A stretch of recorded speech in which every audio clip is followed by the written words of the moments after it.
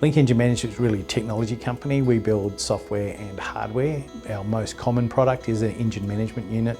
The purpose of an engine control unit is to manage the performance of the engine. It goes into race cars, drones, stationary engines, aviation, to produce the outcome you want. The Link was started in 1992 by car enthusiasts in the change when cars went from carburetted engines to fuel injected. So these friends came together, developed an engine management system that's 30 years next year. As we've started to build our overseas offices, the business has grown.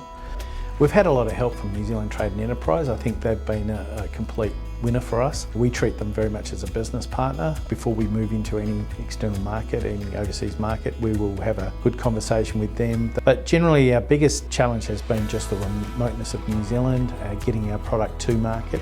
Pivot and Pace has had a long relationship with Link Engine Management. Certainly in the early days when it was a very small company, looking down a bit of growth and how to manage that growth and how to come to terms with it.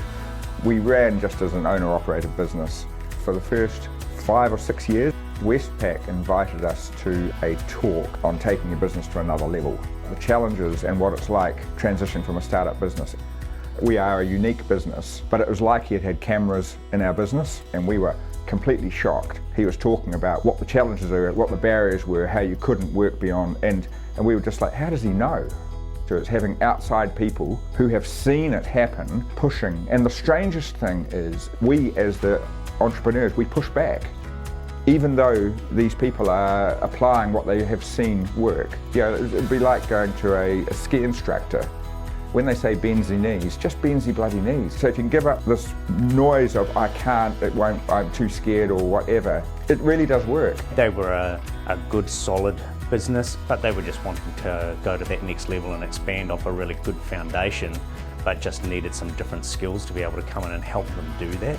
What Link does and what it still does today fundamentally hasn't changed too much, but the way it's changed has changed immensely. We're a global tech company in the motorsport industry. Having Greg there and, as we say, calling bullshit or taking us down a certain path where he's saying, okay, well, you need to concentrate more on this area or that area to get the right execution, I think is really great. It gives us the opportunity to have an external facilitator so we're maximising the best out of the team when we come together in our 90-day strategic reviews.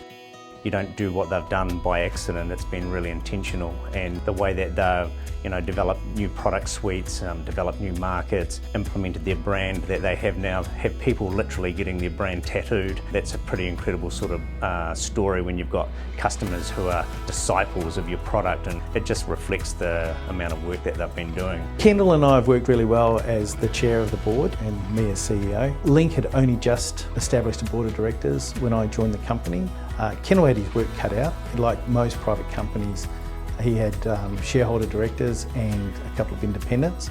And so he was very much about teaching them to be an effective governance structure, but also on top of that is obviously lead the board. So my role on the board has very much been as independent director. Found the board, and part of that was pulling in independent directors.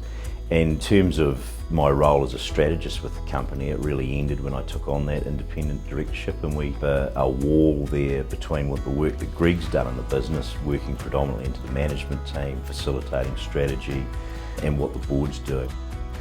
It's amazing to have that support and encouragement at board level. And it's also fantastic to have that trust where he trusts me and respects my abilities as the CE, but also the abilities of my team to be able to execute the strategy as we work through. Professional management isn't ever going to run the business the same way and do the same things as a founder would do. And that's always a hard decision for the owners to make. I think at that point it's about trust. It's about trust and the confidence you have in the board to lead that senior management, but also the trust that, particularly of me, of a CE, to then let us run the business in a different way. Drucker famously said that culture eats strategy for breakfast. I would argue that strategy and culture are two sides of the same coin. You've got to have a good strategy in order to create the right culture, and you must have the right culture to execute strategy. If you want to know the subtext of why Link has been so successful, there it is in a nutshell. We've had the freedom to grow this business, to realise the foundation that the founder had created, but actually see a better future for that business than probably they could have even imagined. To have been chairman for 6.5 years makes me feel immensely proud. Just to play a small part in forming the board, supporting the growth of the company, but in the main, working alongside a very clever CEO and his management team as he's built the company. Working with Pivot and Pace has been the difference for our business as far as that long-term success. You've really got to have some professionals standing beside you, advising you, challenging you, building some nice strategy together to give you that vision of where to take the business, and really have the confidence that you've tested your ideas with some professionals like Pivot and Pace.